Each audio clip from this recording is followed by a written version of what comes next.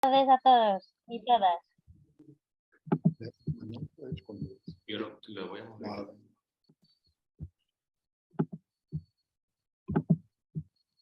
Elena, ya soy la anfitriona. De acuerdo, gracias. Podemos empezar ya. Adelante. Jordi y Antonio.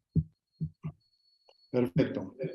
Venga, pues buenas tardes a todos. Bueno, no sé si será tarde, mediodía o anochecer, pero bueno, un saludo desde España, de Antonio Pérez, que está al lado mío, y yo, que vamos a dar esta sesión. Bueno, como sabéis, la International Sports Consulting Agency está haciendo una serie de sesiones de videoconferencias para preparar la evaluación de WAREX, de World Athletics. Bueno, ahí explica el objetivo de estas videoconferencias y se está haciendo en 3 idiomas. Os pasamos algunas directrices que hay que tener. Mantener el micrófono en silencio. Las preguntas, todas, por favor, las hacéis en el chat y se contestarán al final. Procurar centrarse en preguntas relativas al tema que estemos tratando. Las respuestas, lo que he dicho, lo que se pregunte en el chat será atendido al final. También se pueden hacer preguntas vía email y bueno, esta sesión está grabada y estará disponible luego en el canal de YouTube.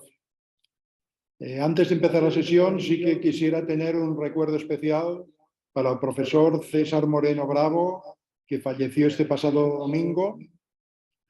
César Moreno, pues es un oficial, ha estado 20 años, ha sido miembro del Consejo de World Athletics, ha sido siempre un juez apasionado de la marcha atlética, estuvo de director de competición de los Juegos Olímpicos de México, ha estado de delegado técnico en numerosos eventos de la World Athletics Series, ha sido miembro del Comité Técnico de World Athletics en 2 periodos, era actualmente miembro honorario de World Master Athletics y además me gustaría remarcar que ha sido uno de los oficiales que más ha hecho por implantar el idioma español en lo que era Bahía y que ahora es World Athletics.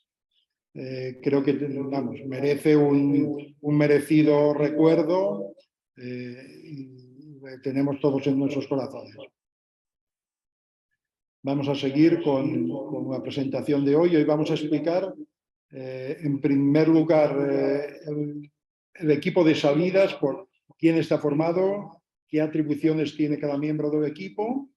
Después, Antonio hará la presentación de las tareas que corresponden al juez árbitro de salidas y después haremos al final una pequeña explicación de lo que son los equipos, los equipos detectores de salidas. La salida, pues bueno, lo que incluye, ¿cuál es la tarea principal del equipo de salidas? Pues la tarea principal es que el equipo tiene que actuar en conjunto y su principal objetivo es que todos los atletas deben tener una salida justa y de acuerdo con las reglas aplicables. En caso de duda del juez de salidas o de los adjuntos, esta carrera se debe anular, no debe continuar. Eso tenemos que tener muy claro. Un miembro del equipo de salidas es el coordinador de salidas. El coordinador de salidas es el que debe distribuir todo el trabajo que tiene que realizar cada miembro del equipo. Debe distribuir las tareas del equipo, debe determinar qué carreras va a dar cada uno, qué salidas va a dar cada uno, excepto cuando hay un juez internacional de salidas nombrado que las carreras que tiene que iniciar, que dar la salida, el juez internacional de salidas las decide el delegado técnico. Además, conviene que mantenga un registro de todo toda la documentación que proporciona los equipos tecnológicos. También tiene que ser el enlace con el director de competición En una competición ocurre que muchas veces pues, te han de pasar unos avisos, oye, aguanta la salida un minuto, o hay que ir rápido porque primero va esta salida y luego nos vamos a longitud, por ejemplo. Entonces, toda esta interacción se realiza entre el director de competición con el coordinador de salidas, que es el que, diríamos, el que lleva la función de la salida, ¿no? Debe asegurar que los equipos tecnológicos funcionan correctamente. Por eso es necesario que los días anteriores a la prueba, o vamos, cuando es una competición de carácter internacional, de la World Athletics o de una competición de área, por lo normal, el equipo de salida se incorpora 1 o 2 días antes, y en estas pruebas que se hacen se han de realizar pruebas pertinentes para comprobar que el equipo funciona bien, que el sonido se oye bien en todos los altavoces y al mismo tiempo. Es muy importante, tanto en las salidas de recta, pero especialmente las escalonadas, comprobar que las voces del juez de salida se oyen igual en el altavoz que está detrás de la calle 1 que el de la calle 8. Todas estas tareas se tienen que realizar el día anterior o los 2 días anteriores a la competición. Y en Jordi, determinadas disculpa, situaciones, Jordi. el coordinador de salidas también puede actuar como juez de salidas. No sé, Jordi, disculpa. ahí, perdón, dime, Sí, Elena. Jordi, ¿me oyes? Mira a ver si tienes 2 dispositivos con sonido activado, para que apagues uno, porque hace eco. Cierro yo.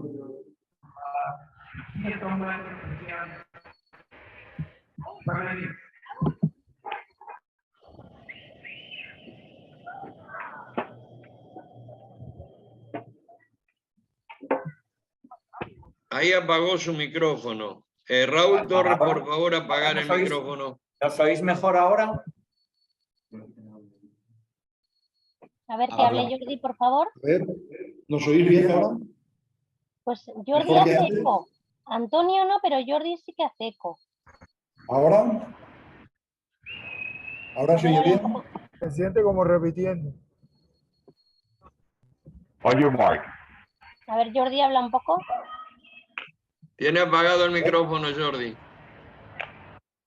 ¿Qué tengo que hacer? ¿Abrirlo? Abrí el micrófono, Ahora por favor. Ahora cuando has hablado parece mejor, Jordi. A ver si la solución está... Y tal vez sea porque los dos tienen activado su micrófono, Antonio y Jordi, y están en la misma habitación. Perdón, me parece que Jordi tiene 2 micrófonos, pero recién estando muteado se escuchaba bien.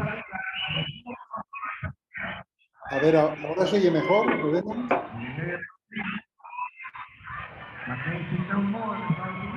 Raúl Torres, por favor, apagar el micrófono. Se está escuchando entre ¿Ahora se oye mejor ahora? Elena, ciérrale el micrófono a Torres. Vale, ahora nos oís mejor. ¿Nos estáis oyendo mejor ahora? Sí, Jordi. Jordi, comprueba a ver si tiene en la entrada, está entrando el audio que se emite a través de tu micrófono, vuelve a salir por tu audio. A ver, entonces, ¿os parece que continuamos o todavía se oye con problema? Jordi, ahora se oye eco. Ha habido un momento en el que yo te he oído bien, pero ahora tienes... ¿Ahora se sigue oyendo eco? Bueno, ahora mejor, la verdad. No, el eco se produce porque está abierto también el micrófono de Antonio Pérez. Ahora que lo tiene apagado, se escucha perfectamente a Jordi. O sea, ahora se me escucha bien. Ahora. Sí, señor. Venga, pues vamos para adelante y perdón por estos problemas tecnológicos que no acabo de dominar. Bueno, Nada, tranquilo, Jordi, adelante y muchas gracias. Seguimos. Bueno, lo último que estaba comentando es que el juez internacional de salidas en ocasiones... a ver, espera, hemos pasado... Vuelves al anterior, perdona. El coordinador de salidas está hablando que en ocasiones también actúa como juez de salidas. Aquí, por ejemplo, nosotros En España no tenemos, cuando uno va a hacer de coordinador de salidas, por lo general no da las salidas, pero es perfectamente admisible. Hay en países, por ejemplo, países anglosajones, tiene costumbre pues el coordinador de salidas, pues que también da las salidas. Es decir, tanto una como otra opción son válidas. Vamos a ver ahora las tareas del juez internacional de salidas, cuando esté nombrado. Como hemos dicho antes, tiene que dar las salidas de las carreras que ha designado el delegado técnico. Cuando llegamos a una prueba, un campeonato del mundo, unos Juegos Olímpicos, pues el delegado técnico ya previamente ha designado que el juez nombrado de internacional de salidas dará los 100 hombres, mujeres, 110 vallas, etc., ¿no? Eso, ahí a veces discrepamos. Mi opinión es que el equipo local también debe participar no solamente en las salidas diríamos, de carreras más largas, sino también es conveniente, porque lo que se busca es que haya una integración total del equipo. Entonces, una de las formas en que ayuda a esta integración, pues es que participen también en dar las salidas, pues a lo mejor en 100 metros mujeres, por ejemplo, ¿no? Que no todas estas salidas se atribuyan al juez internacional de salidas, aunque también hay que entender pues que lo que quiere el delegado técnico de una competición pues es asegurarse al máximo que no, vamos, en general que salgan bien, ¿no? El juez internacional de salidas debe integrar también el trabajo y las tareas del equipo de salidas local. Es decir, desde el primer momento, desde el día que llega, conviene que mantenga reuniones, pues a lo mejor el primer día con el coordinador, con el delegado técnico, y luego, o sea, yo recuerdo pues cuando hacemos, no sé, la última prueba de los Juegos Olímpicos de Tokio, sé que hicimos antes del primer día de trabajo 7 o 8 reuniones. Hay que procurar cualquier tipo de acuerdo, cualquier tipo de protocolo de actuación, determinarlo en estas reuniones previas. Es decir, en ocasiones incluso es necesario, bueno, normalmente se acostumbra a hacer una rehearsal test, una prueba de entreno más o menos, con atletas que se cogen pues normalmente, no sé, atletas de categorías inferiores. Entonces, después de este test, de esta prueba test, es conveniente volver a repasar todos los protocolos y todas las actuaciones. Es muy importante que cada uno del equipo sepa exactamente qué tiene que hacer en cada momento, porque nos encontramos que llegamos a un país a actuar de juez de salidas y que a lo mejor el equipo local tiene otros protocolos. En mi caso, yo soy de la opinión que siempre es más fácil que el juez internacional de salidas se adapte al protocolo que tenga en el país donde llega, que al contrario, que hacer que todo el equipo se tenga que adaptar al juez internacional de salidas. Por eso es muy necesario que desde el primer momento estén todos, a ser posible, en estas reuniones. Una de las funciones, bueno, del juez internacional de salidas es que debe intervenir en el protocolo de funcionamiento únicamente cuando se requiera. Es decir, no, a ver, no sé, por ejemplo, pues estamos acostumbrados en España a dar las salidas de una manera, pues me acuerdo pues cuando fui a los Juegos Olímpicos de Buenos Aires, estos juveniles, entonces ahí tenían probablemente otros protocolos, pues salvo que veas algo que va a dificultar el juzgamiento, es mejor siempre que el juez se adapte al equipo local. Siempre habrá muchos menos fallos de esa manera. Ya digo, salvo que veamos que alguna etapa del procedimiento puede dar lugar a que luego se provoque una confusión o un mal juzgamiento de la salida. Después, el juez internacional de salidas debe ser el ejemplo de una buena práctica. También debe dar la salida a una carrera y luego utilizar cualquier tipo, o sea, en casos de una salida falsa, debe determinar el protocolo para actuar en estos momentos. Cuando hay una salida falsa, normalmente sabemos que en una competición de ese tipo pues hay una presión sobre todo porque vemos que las cámaras de televisión están enfocando al equipo de salidas, y lo que hay que tener muy claro a ver cuál es el procedimiento. En mi caso, lo primero que hago es mirar a los adjuntos, a ver si alguno de ellos me dice exactamente que ha visto algo en alguna calle, que es muy fácil señalando con el dedo. El segundo punto es tu propio juicio de la salida. Bueno, este es el primero. Tu propio juicio, el segundo de los adjuntos, y el tercero, cuando el equipo tecnológico ha dado la anulación de una salida, es porque ha encontrado alguna calle que se ha registrado un tiempo de reacción menor a 100 milésimas. Entonces, en ese momento, si tenemos el juicio claro, lo hemos visto que ha sido una salida clara, que era anulada la calle 7, yo soy partidario de confirmarlo con el equipo también, aunque nos lleve, no sé, medio minuto más. Porque a veces nosotros vemos muy claro que ha sido la calle 3, por ejemplo, luego resulta que también el de la 7, por ejemplo, se ha escapado. Eso es mejor reconfirmarlo con el equipo SIS. Por lo general, el equipo SIS lo que va a hacer nos va a confirmar lo que hemos visto con nuestros propios ojos. Pero siempre es mejor confirmar ante cualquier incidencia en la salida, dar un vistazo al equipo, a los gráficos que genera, incluso si tenemos suerte que el equipo pues también está grabando vídeo, pues ver la grabación de vídeo. Y una cosa muy importante, bueno, eso no es solo del juez internacional de salida, sino cualquier juez de salida debe tener un control visual de todos los atletas. Esto tanto en las salidas rectas como en escalonadas. Precisamente en escalonadas, pues para dar un 200, para dar un 400, es muy importante antes de empezar la carrera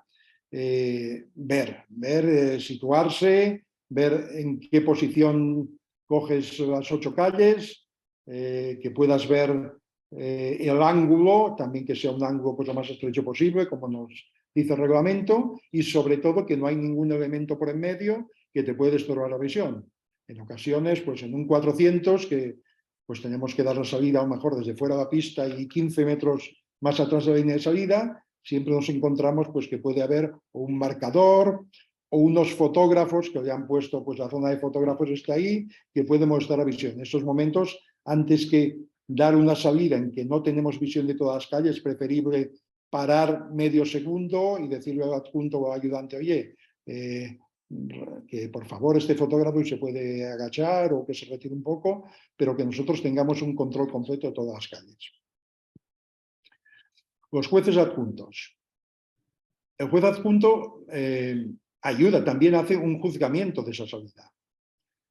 ¿Qué se recomienda? Pues primero que adopte una ubicación donde tenga una visión alternativa diferente a la que tiene el juez de salidas. Es decir, pues, no sé, cuando aquí hacemos o enseñamos algún protocolo, lo que sí que tenemos en cuenta, por ejemplo, el adjunto que está en el mismo lado que está el juez de salidas, para que no se ponga delante y tenga esa visión, pues este a lo mejor juzga la salida por atrás. Y el de enfrente es el que se va para juzgarla desde delante, más o menos paralelo a donde está el juez de salidas, pero pues el juez de salidas está cercano a calle 1, el otro está cercano a calle 8, ¿no? Pero siempre es muy importante porque ellos, los adjuntos, también tienen plena capacidad para anular una salida si ven que algo no es correcto, ¿no? También deben contribuir en los debates sobre la legalidad de una salida. Esos debates, primero, antes que nada, tienen que ser ágiles.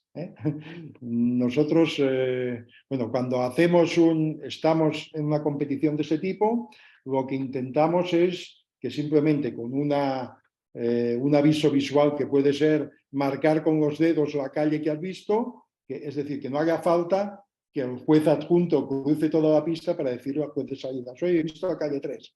Todo esto se puede simplificar bastante. Un adjunto debe detener inmediatamente la carrera si tiene cualquier duda sobre la legalidad o justicia en la salida. Es decir, no hay que esperar solo que anule la salida al juez de salidas. Un adjunto puede anular la salida. Luego ya determinará el juez de salida si ha sido salida nula o no y de qué calle ha sido.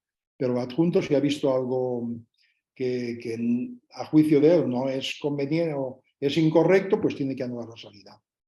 Y luego debe informar al juez de salidas el motivo por el que ha detenido esta salida, ¿no? Por el que ha parado la salida, para que el juez de salidas pues, tome su decisión. Los ayudantes de salidas son unos oficiales que tienen mucha importancia, especialmente en el seguimiento del horario. Todos sabemos, cuando hemos estado en competiciones de este tipo, que tenemos pues, una serie de 110 vallas a las 11:00, a la siguiente a las 11:05, a la siguiente a las 11:010. Como ahí nos encontremos con una salida nula, con un incidente pues, que se rompe una valla y van de cambiar, se va acumulando retraso. La función de los ayudantes de salida es ayudar dentro de lo que puedan en contribuir a volver a recuperar este horario de la competición. Pues bueno, ¿eso cómo se hace? Es realmente difícil, sobre todo cuando son atletas de una categoría contrastada que por lo general no atienden a las indicaciones de los ayudantes de salida, pero nuestra función como ayudantes de salida es tratar de recuperar este horario de nuevo. La función primordial, tienen que asegurarse que los atletas están correctamente en la calle que le toca o en la posición que le toca en salidas en curva, ¿no? Deben informar al juez de salidas que la carrera está preparada. 1, para la presentación. 2, para dar la voz de sus puestos. Y 3, para dar la voz de listos, cuando se tenga que dar voz de listos. Es decir, yo cuando estoy, por ejemplo, el juez de salidas, sí que muy claro con el ayudante de salida, espero a que me den la señal. Ya se los digo, a ver, cuidado que si hay algún ayudante que no hace la señal convenida, me puede estar media hora esperando a que haga la señal. O sea, que no se quede... para mí en concreto es muy importante y creo que es una cosa, por muy evidente que sea, quien ve mejor si un atleta está tocando el taco por detrás o no, es el ayudante más que el juez de salidas. Entonces, ahí sí que es necesario acordar en esas reuniones que he dicho antes, preliminares antes de la prueba, hay que acordar los gestos que se van a utilizar para que los ayudantes avisen al juez de salidas pues, que puede dar, que están todos los atletas para hacer la presentación, luego que están todos preparados para dar a sus puestos y cuando están todos bien en sus puestos, pues que pueden dar a voz de listos. El juez de salidas solo depende hasta que le dicen que los adjuntos le dan la indicación que puede dar a voz de listos. A partir de ahí es cuando toma el mando de la carrera o de la salida, ¿no? Hasta entonces, diríamos, no digamos quién la dirige, pero los que ayudan o los que contribuyen al horario de la salida son los ayudantes de salidas. Luego, tienen que implementar las instrucciones del juez de salidas al mostrar las tarjetas de salidas por decisiones técnicas. Como sabéis, los equipos de salida tienen tres tarjetas, la verde, la amarilla y roja, perdón, la amarilla y negra y la roja y negra. Estas son las tarjetas que hacen referencia a decisiones técnicas. Las que hacen referencia a decisiones disciplinarias, la que es toda amarilla o toda roja, esas no las tiene que tener el equipo de salidas y las tiene que tener el juez árbitro. Bueno, pues cuando se trata de que ha habido una decisión técnica y hay que mostrarle alguna de esas tarjetas a la atleta de la calle X, el proceso es que el juez de salida se lo diga al ayudante y el ayudante es el que muestra la tarjeta. Además, bueno, deben utilizar la propia iniciativa de los ayudantes de salidas para el tema de indicar en las salidas cuando había, o sea, hay indicadores de salida que tienen unos banderines que se levantan, hay algunos otros últimamente que incluso se encienden luces, como los que vimos en el World Indoor Tour de Madrid. Todo ese tema lo tienen que gestionar los ayudantes de salida, tanto para indicar cuando había una salida nueva, cuando ha sido una advertencia, cuando se pasa tarjeta verde. Luego tienen que también estar al tanto de los tacos de salida, que están bien posicionados y tienen que tener preparados los testigos para la carrera de los rodeos. El juez árbitro de salidas, en principio, No es un oficial que esté dentro del equipo de salidas, pero sí que es conveniente e imprescindible que el equipo de salidas trabaje coordinadamente con el juez árbitro de salidas. El juez árbitro de salidas también debe asegurarse que esta tecnología que nos ayuda a las salidas funcione perfectamente en todas y cada una de las sesiones. Lo de todas y cada una de las sesiones es de remarcar, porque nos podemos encontrar que en un campeonato de estos que duran 6 días, que el lunes a la mañana funcione bien, lunes a la tarde también, martes a la mañana también, y luego un día, por circunstancias X que nunca sabemos por qué, pero falla. Entonces, en cada sesión, al igual que en cada sesión hay que hacer el test cero, pues estas pruebas que hacemos con los operarios, con los técnicos del equipo que provee los equipos SIS, pues conviene realizarlas antes de cada sesión. El juez árbitro de salidas solo debe intervenir cuando esté en desacuerdo con la decisión tomada por el equipo de salidas. Puede ocurrir que el equipo de salidas determine que es salida, no sé, nula de la calle 3 y el juez árbitro de salidas, a su entender, no lo ve así. Por lo general, sí que es recomendable que antes de tomar cualquier decisión, y dado que el juez árbitro de salidas estará muy próximo al juez de salidas, que acuerden la decisión que van a tomar. O sea, es decir, que si va a haber algún debate, que sea antes de mostrar la tarjeta. De lo contrario, provoca un poquillo de confusión y de caos. Luego, en las decisiones relativas a la conducta del atleta, estas sí que son función del juez árbitro y no del equipo de salidas. Es decir, no son decisiones técnicas, son decisiones disciplinarias. Ahora, sí que no está de más que el juez de salidas, por ejemplo, pues ve que un atleta tarda muchísimo en ponerse a sus puestos, pues que pueda parar la salida y le indique al juez árbitro, a ver, he detenido la salida pues porque la calle 5 tardaba mucho en ponerse a sus puestos. Y luego el juez árbitro tomará la decisión que tenga que tomar, pero al menos explicar el motivo por la cual pues has abortado una salida. Y luego otra función, y casi la más importante que tiene el juez árbitro de salidas, es cuando un atleta pues, realiza una salida falsa, el atleta no está conforme y pide correr bajo protesta. El reglamento nos dice que, claro, que si lo ha detectado esta salida el equipo SIS y el equipo SIS funciona correctamente, que no se le tendría que dejar correr bajo protesta. Pero bueno, esto no es una decisión del equipo de salidas, es una decisión del juez árbitro de salidas, él es el que decide.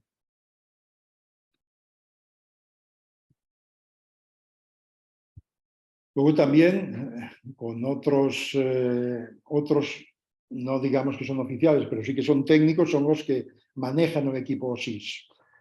Con ellos prácticamente estamos conviviendo durante todo el campeonato, desde las reuniones previas que hacemos hasta el último día de competición.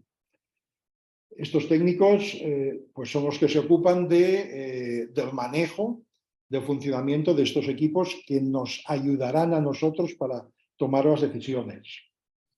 Lógicamente ellos no son jueces y no participan en aplicar una regla técnica o en tomar ninguna decisión.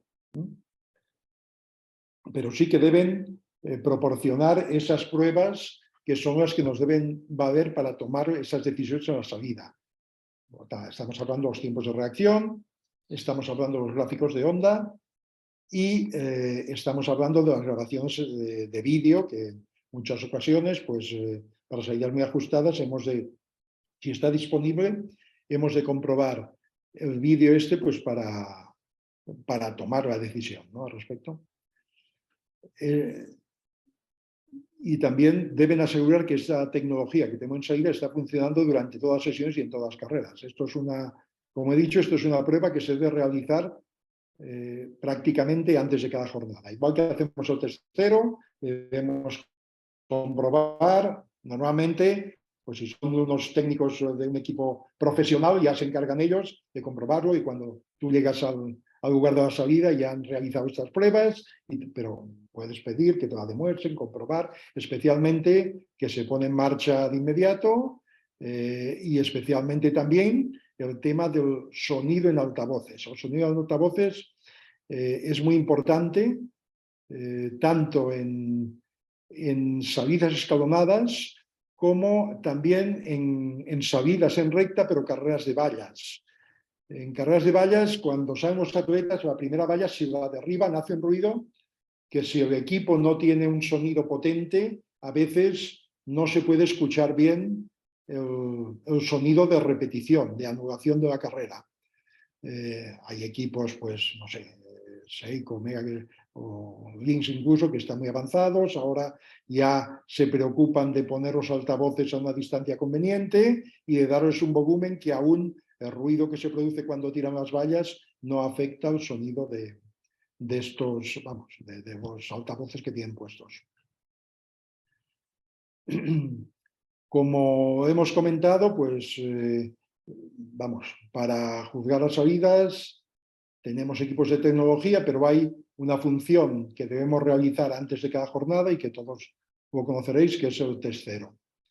El test cero pues, se utiliza para demostrar que se pone en marcha automáticamente el sistema y que el retraso entre la detonación de la pistola y la puesta en marcha del sistema de cronometraje ha de ser menor a 1 milésima de segundo, o 1 milésima o menor a 1 milésima de segundo. Ahí indica, bueno, ahí vemos la imagen que el juez árbitro que está arriba en el cronometraje ve en el test cero, y en la foto de al lado vemos para... A ver, ahí sí que cuando vamos con pistola de cartuchos tenemos que poner el cañón de la pistola, diríamos, horizontalmente con la franja de 2 centímetros de la línea de llegada para que cuando salga el humo se vea ahí. Sin embargo, cuando estamos utilizando pistola electrónica, que lo que sale es un haz de luz, como vemos en esta, hay que poner la parte donde sale esta haz de luz en esta franja de 2 centímetros de la línea de llegada, que es donde tiene enfocado la cámara de fotofinish. Bueno, este es un esquema de cómo funcionaría pues una salida falsa, ¿no? El juez da las salidas, esta salida se registra en la consola esta grande amarilla que se ve allá, de ahí envía señal a los equipos auxiliares que están fuera de pista y envía señal a los micrófonos, a los altavoces, este que está al lado del juez de salidas. Entonces, por ahí, el equipo, solamente que vea que algún atleta ha reaccionado en menos de 100 milésimas, ya suena el altavoz. Suena el altavoz de que hay salida nula. Hay algunos equipos que estos altavoces se pueden tener activados o desactivados. Yo soy partidario de que siempre estén activados. Además que, por ejemplo, pues no sé, marcas como Seiko o Omega siempre los tienen activados. Pero bueno, si tenemos la opción, yo siempre soy partidario de activar esta, que tengan lo que le llamamos la anulación automática, porque en un caso que puede ser, pues que se nos pase, al menos que tengamos el refrendo de que el equipo pues te va a sonar y va a anular la salida. ¿Qué es lo importante en una salida? Estamos acostumbrados a que estamos en una competición y hay una salida y de pronto suena. El equipo SIS te detecta que hay salida nula y suena los altavoces. Nosotros, como juez de salidas o como adjuntos, la podemos haber percibido o no. Por lo general, todas las que son hasta reacción, hasta anteriormente al disparo son fáciles de percibir, posteriormente hasta 0,080, hasta 80 milésimas, también relativamente se pueden percibir de forma visual, pero en la franja desde 80 hasta 100, en ocasiones es difícil de percibirlo. En esos casos, cuando suena, pues vamos al protocolo que teníamos. Primero, lo que hayas visto tú como juez de salidas con tus propios ojos. Segundo, mirar al adjunto que está más próximo a la calle donde pensamos que ha podido haber la nula. Y tercero, ir a ver los gráficos de ondas. Primero, ver los tiempos de reacción. Estos equipos imprimen una franja donde te dice la calle 1 ha reaccionado en tal tiempo, la 2 en tal, la 3 en tal. Ahí podemos ver cuando ha pitado o ha activado la anulación del equipo, es porque una de las 8 de las 9 calles ha reaccionado en menos de 100 milésimas. Entonces, primero tenemos que ver el tiempo de reacción. Ahí ya te dice, bueno, pues ha sido la calle 4, por ejemplo. Ya si no lo tenemos muy claro, si ni nosotros ni los adjuntos lo tienen claro, es el momento de ir a ver los gráficos de ondas. Aunque yo he dicho que, aún teniéndolo claro, es preferible perder 20 segundos y ir a ver el gráfico de ondas para confirmar la decisión que vas a tomar. Entonces, delante de una salida hay que tener en cuenta, sobre todo cuando hay una salida falsa, pues todas estas indicaciones y este protocolo. Luego hay que tomar la decisión de una forma rápida. Es evidente que no podemos estar esperando y estar con dudas. O sea, cuando ves inmediatamente lo que has visto tú, lo que ha visto el adjunto y lo que ves en los gráficos, y has de tomar una decisión. Esta decisión, como ya sabéis los que habéis dado salidas, pues se toman bajo un clima de mucha presión y se tienen que tomar relativamente rápido. Eso no implica que si tú necesitas ver otra vez los gráficos, que lo veas, pero que no demoremos esta situación de forma intencionada, porque no estamos haciendo ningún bien ni a la competición ni a los atletas que están pendientes de nuestra decisión, ¿no? Hay que tener en cuenta de no concentrarse en grupos de jueces delante de las cámaras. Ya sabéis que cuando hay un problema y una salida falsa, pues ¿dónde va la tele a mirar? A ver, vamos a mirar los jueces de salida, a ver si lo tienen claro o no. Como veamos que, como ven el realizador de televisión, que se juntan 3 o 4 jueces, ¿dónde dirijo la cámara? Allá, para tratar de, no sé, de buscar un posible desacuerdo o algo. Entonces, intentar que no hacer estos grupos, ¿no? Luego hay que anunciar, una vez tomada la decisión, hay que anunciarse rápidamente mediante las tarjetas técnicas. Hay en algunos países que el juez de salidas está acostumbrado por el micrófono a comunicar la decisión. Ahí también pues hay partidarios de esto y hay partidarios de lo contrario. En mi opinión, si tú has de dar una salida falsa de la calle 3, pues creo que mostrar la tarjeta amarilla y roja, perdón, roja y negra, el atleta conoce perfectamente el significado y las cámaras de televisión conocen el significado. Últimamente, por ejemplo, hay en competiciones en que el juez árbitro es el que le designan para cada vez que hay una situación de ese tipo, pues es el que tiene que dar explicación. De cualquier manera, los atletas conocen perfectamente el significado de una tarjeta verde, una tarjeta roja y negra y una tarjeta amarilla y negra. Lo que es importante es que hay que mostrarle esta tarjeta para que sepan cuál ha sido la decisión. Esto es lo que dice que hay que tomar acción con los atletas.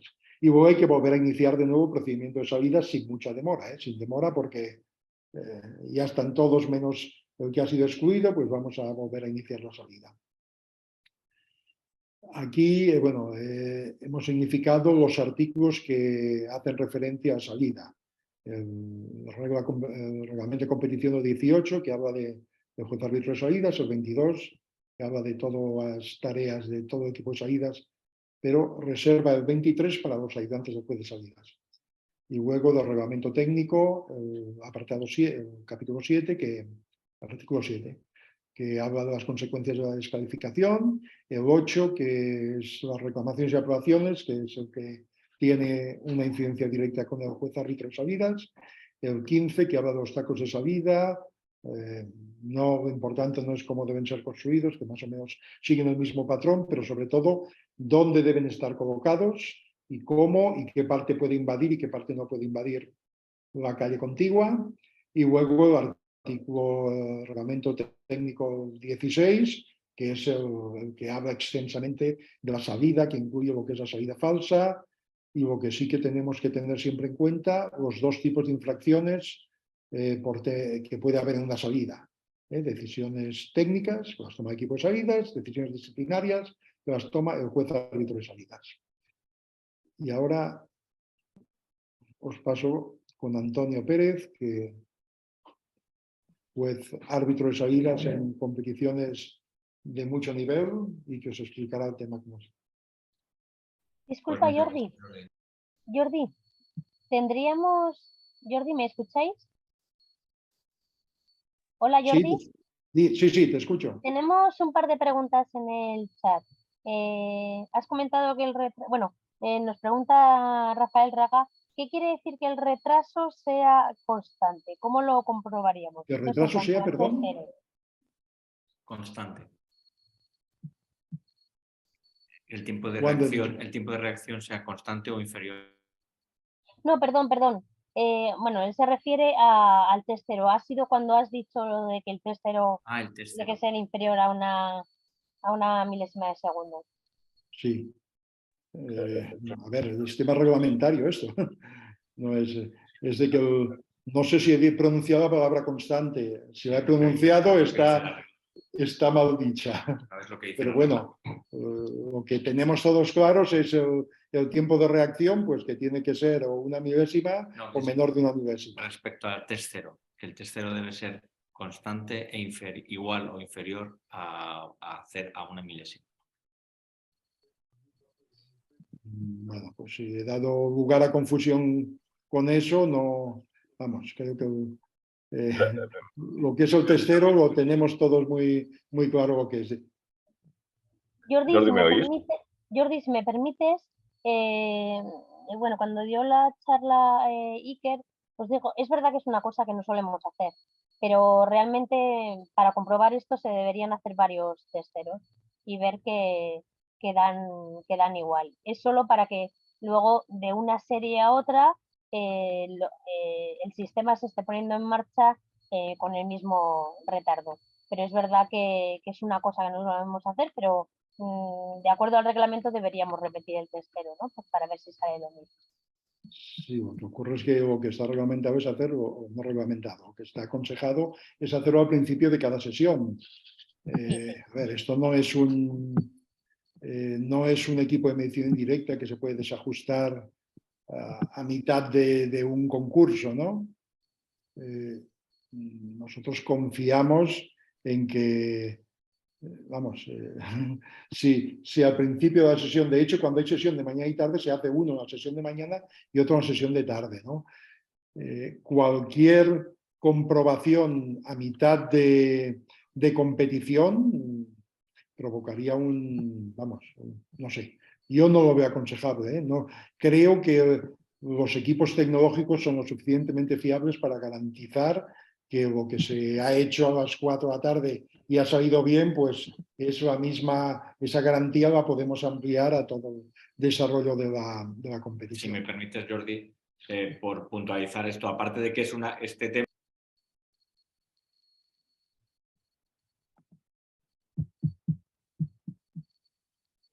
Han muteado ambos micrófonos, se han muteado.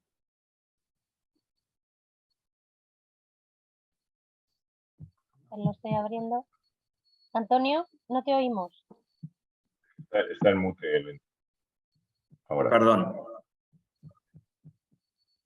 Apaga tu ordenador. Eso. Vale, ¿me oís bien ahora? Sí. Vale. Lo que estaba diciendo es que el test 0 es una cuestión más de photofinish, no es de este seminario, porque el juez de salidas en el test 0 interviene en la colocación correcta de la pistola para realizar bien el test 0, no interviene en si el test 0 luego se ha realizado correcta o incorrectamente o si es constante o inferior. Y a lo que se refiere con el constante que decía Elena es que para que cumplir con el texto del reglamento deberíamos hacer 2 o 3 ceros de forma consecutiva a la hora de hacer el test 0 para comprobar que ese tiempo o sea, que la diferencia, o sea, que se mantiene constante en el tiempo repitiendo el test 0 pues de forma constante e igual o inferior a una milésima de segundo. A ver, sí que veo, bueno, hay una pregunta de Alejandro Ruiz en que dice, para el caso de la prueba cero con pistola convencional, ¿cuál es la manera correcta de colocar el dispositivo? Habiendo diferentes tiros en diferentes partes, el fogonazo perpendicular, en línea o en diagonal a la línea de salida, en relación con el photo-finish. A ver, con una pistola de cartuchos normal, sabemos que el humo acostumbra a salir no por, bueno, normalmente estas pistolas tienen el cañón obstruido, semi-obstruido, y lo que hace es que el humo sale por la parte del tambor. Entonces, lo que hay que procurar es que por donde sale el humo esté en la línea de llegada, tiene 5 centímetros de ancho, pues en los 2, que es donde están las señales negras y donde está enfocado el photofinish. Esto con los que son pistola de cartuchos. Se tiene que poner paralela a la línea de salida, paralela o sobre la línea de salida. Varía cuando es la pistola electrónica, la que funciona por haz de luz, que como he explicado antes, se tiene que poner perpendicular a la línea de salida y situando en esa franja de 2 centímetros la parte de la pistola por donde sale la luz, el haz de luz.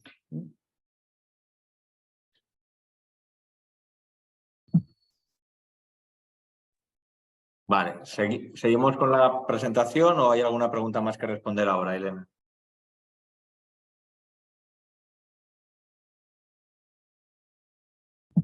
No hay ninguna más en el chat de momento, gracias. Perfecto, pues continuamos. Bueno, yo voy a comentaros de una manera, bueno, pues un poco basada en mi experiencia, lo que debe hacer el juez árbitro de salidas. Y bueno, lo importante es que el árbitro de salida está designado para supervisar las salidas y debe ejercer todas las facultades que tiene el juez árbitro en relación con la salida y no tiene responsabilidades sobre otros aspectos del árbitro de carreras. Lo importante es que el árbitro de salidas es un árbitro.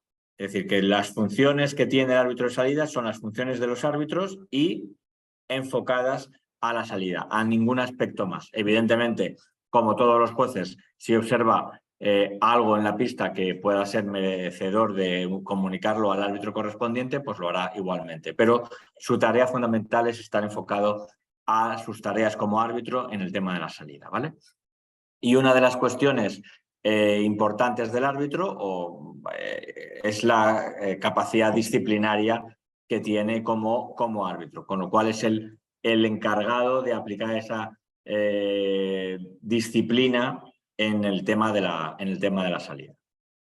Y debe conocer también si alguno de los atletas ha recibido previamente o en otra prueba una acción disciplinaria, ha sido sancionado por una acción disciplinaria porque le puede afectar a sus decisiones respecto a este tipo de advertencias o ya convertirse en una descalificación si el atleta tiene una advertencia previa.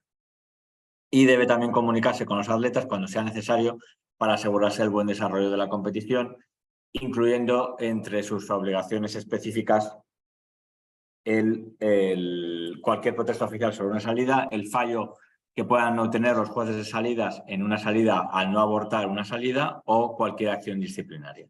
Es decir, estar pendiente de atender las protestas de los atletas, de intervenir en el caso de que los jueces de salidas no hayan abortado una salida o hayan parado una salida que debería haber sido, o aplicar cualquier acción disciplinaria en el caso de que sea correspondiente para algún atleta. Las obligaciones del árbitro de salidas, fundamentalmente, como comentaba alguien antes, Jordi, tiene que trabajar con y dando soporte a los otros miembros del equipo de salidas. Si bien literalmente no es un miembro del equipo de salidas, porque no es ninguna de las funciones del juez de salidas, el juez internacional de salidas, un adjunto o un auxiliar, sí que va a trabajar con ellos de forma coordinada y sobre todo dando soporte en los momentos en los que es necesario tomar una decisión que no es que no es únicamente la descalificación de un atleta por la adjudicación de una salida nula. No debe comentar o interferir en las salidas, excepto cuando sea necesario por alguna incidencia. Con esto lo que quiero decir es que desde mi punto de vista, y como en las veces que yo he actuado como árbitro de salidas, me gusta trabajar estando un paso detrás del equipo de salidas.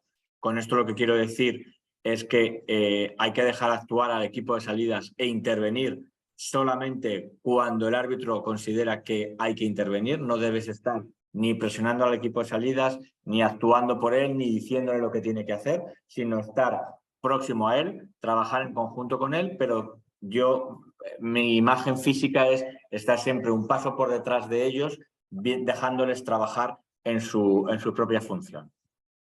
Debe mantener un apropiado registro de lo ocurrido en las salidas para que, si hay una protesta, pues saber lo que ha pasado en cada una de las diferentes carreras. Y junto con el juez jefe de fotofines, el juez de salidas, pues participará en la supervisión del equipo del sistema de información de salidas y realizará también el tercero. Y bueno, pues es útil disponer de una copia en las hojas de salida de cada carrera, bien en formato papel o en soporte informático si dispones de una tablet o de tu propio teléfono móvil, o bueno, pues como más cómodo te sientas como árbitro para manejar esa información. Para mí es importante distinguir que el árbitro de salidas y el juez internacional de salidas tienen funciones completamente distintas. El árbitro de salidas, como he dicho antes, es un árbitro, con lo cual tiene las competencias del árbitro y no tiene otras competencias. Ni va a disparar, ni debe tener una pistola, ni debe llevar una pistola en caso de que considere que no se ha abortado una salida y dispare él. A mí eso, vamos, yo nunca lo he hecho y creo que es una equivocación. No sé cómo piensa Jordi en ese sentido. Pero creo que el equipo de salidas es el que tiene que decidir en ese sentido, y si algo no se ha hecho bien, pues al final es el árbitro el que tiene que buscar una solución a esa situación, pero no debe, desde mi punto de vista, no debe intervenir físicamente en la anulación de una salida. Según la regla de competición, el 18.3, el árbitro de salidas tiene la jurisdicción para decidir sobre cualquier hecho relacionado con la salida, en caso de que no esté de acuerdo con el equipo de salidas, excepto si la información del sistema de información de salidas no es correcta. Perdón, es correcta. Solo intervendrá siempre que la información proporcionada por el SIS no le parezca correcta al árbitro. Trabajará en equipo y con espíritu de cooperación con el resto de miembros del equipo de salidas. Esto para mí es una cuestión muy importante, porque al final, como ha dicho Jordi, hay que tomar una decisión en poco tiempo y de una manera coordinada y consensuada. Por tanto, es muy importante que en esos trabajos y en esos momentos en los que ha comentado Jordi antes, que el equipo de salidas trabaja para ponerse de acuerdo en los protocolos y estandarizar ciertos movimientos y ciertas prácticas que pueden ser distintas en un país o en otro, o en un sistema o en otro, que el árbitro de salidas también esté en esos momentos para familiarizarse con el propio procedimiento, protocolos que utilizan en el país y con los propios miembros del equipo de salidas. Y el árbitro de salidas debe tener también conocimiento de cómo funciona el sistema SIS y de la interpretación de los gráficos de ondas, porque va a tener que utilizarlos a la hora de tener que tomar alguna decisión en caso de que se haya producido la anulación de una salida, no por una salida falsa, sino por un movimiento o una salida continua o ese tipo de cuestiones que debe ser interpretada a través del gráfico y de los tiempos de reacción, con lo cual es importante que sepa interpretarlos. Y eso yo creo que como árbitros tenemos que mejorar nuestra formación en la interpretación de los gráficos de ondas. Como he comentado antes, para mí hay que mantener una reunión con el equipo de salidas porque permite consensuar con el juez internacional de salidas el nivel de entrenamiento y formación que tiene el equipo local o el equipo nacional de esa competición, y además se establecen unas buenas prácticas y se estandarizan los protocolos y son asumidos por todos, ¿vale? Posiciona al árbitro de salidas como una parte del equipo, es decir, si te integras con el equipo, finalmente vas a acabar siendo una parte del equipo, y además te va a permitir dar apoyo a los jueces locales y poder informar también sobre su rendimiento y finalmente para cuando eres designado como juez árbitro de salidas en una competición internacional, al final sirve también para que los jueces locales pues, tengan un feedback externo a su trabajo habitual por personas que no les conocían antes y que, bueno, pues que ven cómo trabajan, qué aspectos pueden mejorar o al revés, qué aspectos como árbitro te han enseñado en esa manera de trabajar. Yo siempre pienso que en todas las competiciones todos aprendemos cosas que cuando llegamos a esa competición no conocíamos y siempre hay algún juez o alguna actitud o algún protocolo que hemos aprendido en esa competición. Y además, bueno, pues trabajar con el equipo, pues como hemos dicho antes, permite mejorar y desarrollar prácticas y formas de trabajo con el equipo local.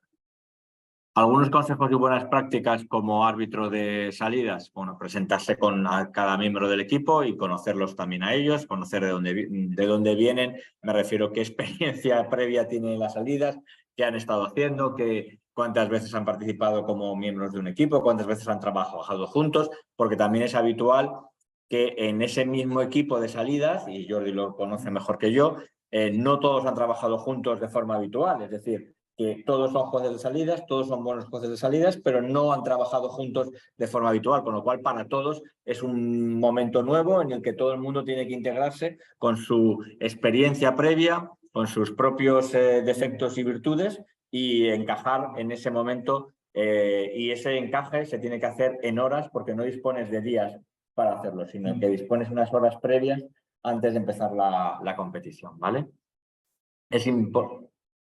Es importante integrarse con el equipo, conocer la distribución de tareas, que como ha comentado antes Jordi, tanto el coordinador de salidas como con las instrucciones de los delegados técnicos se haya distribuido entre los distintos miembros del equipo. Yo aquí sí que discrepo ligeramente con la visión de Jordi del reparto de tareas, y lo hemos hablado varias veces, tanto a nivel internacional como nacional. Yo sí que creo que cuando se designa una competición al juez internacional de salidas es para que dé determinadas salidas y aquellas que en inglés se llaman las salidas risky, es decir, aquellas que pueden ser más susceptibles de producirse alguna incidencia y siendo conscientes de que a los distintos miembros de los equipos de salidas, esas salidas que son más arriesgadas o más susceptibles de producirse una incidencia, también son las que más desafío les plantean y son las que más aliciente personal y enriquecimiento personal les provocan, pero lamentablemente no se organiza una competición para eso, sino para que los atletas obtengan su máximo rendimiento y para que todo se fluya de la mejor manera posible. Evidentemente es mi visión como árbitro, que es lo que yo quiero cuando voy como árbitro de salidas, que no ocurra nada, pero es verdad que, como Jordi decía, hay que intentar consensuar eso entre todos y hay que intentar conjugar que nadie se sienta incómodo en el equipo porque eso no genera más que incidencias previas o durante la competición que no ayudan al buen desarrollo de la propia competición. Familiarizarse con los protocolos locales, porque en eso sí que estoy totalmente de acuerdo con Jordi, en que si bien hay unos protocolos establecidos a nivel internacional y que prácticamente están extendidos por todo el mundo, es verdad que existen protocolos locales y que es mucho más fácil que el juez de salida y el árbitro de salidas se adapten a esos protocolos locales si están dentro de la práctica habitual de los protocolos de salidas, es decir, que no ponen en riesgo la salida, como ha dicho Jordi, que no hay nada insalvable en ese protocolo y que es más fácil que 2 personas se adapten al protocolo de 6 a hacer cambiar en 3 horas previas a la competición el protocolo de 6 personas para adaptarlo a la visión de 2. Y en eso estoy totalmente de acuerdo con Jordi, que es mucho más inteligente por parte del juez internacional de salidas hacer eso que pretender cambiar la forma de trabajar de unos jueces de un país en concreto en la mañana de antes de empezar una competición. Y luego un tema muy importante también desde mi punto de vista son los sistemas de comunicación. El idioma, que en algunos países puede ser una barrera. Hoy estamos dando esta charla en español, con lo cual estamos todos tan a gusto, pero es verdad que no en todos los países hablamos español, con lo cual el idioma estandarizado en el atletismo internacional es el inglés y no en todos los países, todas las personas, todos los jueces hablan inglés ni con el mismo nivel y algunos ni siquiera ni siquiera lo hablan. Con lo cual, el idioma es una barrera importante que hay que vencer y que normalmente se vence a base de fuerza de voluntad, a base de todos querer dar lo mejor de cada uno de nosotros y de que muchas veces los comités locales pues lo que hacen es colocar en el equipo de salidas a un par de personas o una persona que acaba actuando como traductor sin tener ninguna otra tarea específica de la salida, sino que está haciendo de enlace para comunicarse entre los dos jueces internacionales que están nombrados en esta competición y el resto de miembros del equipo local. Y luego otro elemento que es fundamental es la comunicación mediante los walkies o los equipos de radio o con lo que te comuniques entre los propios miembros del equipo y el resto de jueces árbitros, el director de competición o cualquier otra persona u otros oficiales internacionales, y que para nuestra desgracia en muchas ocasiones no son los mejores equipos o no facilitan demasiado esto porque o no funcionan correctamente o no los oyes bien o bueno, pues todos, bueno, seguro que Jordi ha sufrido esto también, en el que la comunicación se convierte casi en mayor reto que la propia competición. Y por último, por mi parte, algunas habilidades personales del árbitro de salidas. Para mí, pues bueno, es importante tener fuerza de carácter para tomar decisiones, porque como se ha mencionado antes, esas decisiones además las tienes que tomar en el menor tiempo posible y muchas veces no son decisiones fáciles porque afectan a los atletas y puede provocar que tu decisión haga que un atleta deje de competir o que sea descalificado y eso evidentemente pues no es fácil y tienes que discutirlo con el atleta y bueno, pues hacer que esa decisión se lleve a cabo y eso lo debes hacer con control y diplomacia. Al final estás hablando con personas que en ese momento están nerviosas, que se están jugando mucho, que han trabajado para llegar a ese punto y además pretenden dar lo máximo en ese momento y bueno, pues a lo mejor un error por su parte provoca pues una decisión que los expulsa de la competición. Hay que mantener la calma trabajando bajo presión, que es un poco también lo que decía Jordi. En ese momento tienes, pues sabes que estás en un momento en el que todos los ojos están mirando a ver qué decisión tomas, y ya no solo las cámaras, sino la gente del estadio, bueno, pues tus propios compañeros, el director de competición, mientras estás decidiendo y estás mirando el gráfico de ondas, pues te está gritando por el pinganillo que hay que decidir y a ver qué haces. Y bueno, pues todo eso hay que mantener la calma para tomar esa decisión en esos momentos de presión. Es importante para mí, una de las cuestiones más importantes es trabajar en equipo y ser flexible a la hora de la toma de decisiones y de saber que hay veces que las decisiones pues, están rozando la manera en la que puedes interpretar el reglamento y un poco vinculado con el control de diplomacia, pues la empatía y la capacidad de comunicación con los atletas a los que tienes que dirigirte en caso de que tengas que bueno, pues explicarles una decisión que para ellos va a ser desagradable y que bueno, pues tienes que intentar ponerte también un poco en su posición. Y para mí un último aspecto que también es muy importante para todos los jueces, pero bueno, en este caso para el juez árbitro de salidas, es la habilidad para trabajar con la tecnología. Cada vez más en todos los ámbitos del juzgamiento, la tecnología está más presente. Estoy seguro que cuando Jordi empezó a dar salidas no había gráficas de onda, no había tiempos de reacción, no había auriculares que te decían que disparases porque había habido un movimiento en la salida, no tenías un vídeo que con el árbitro de vídeo te dijera pues sí, ha habido un movimiento de la calle 3, aunque tú no lo has percibido, yo aquí lo he visto a cámara lenta y hay un movimiento. Es decir, todo eso nos ayuda a tomar decisiones, pero también tenemos que ser conscientes de que tenemos que aprender a trabajar con ello.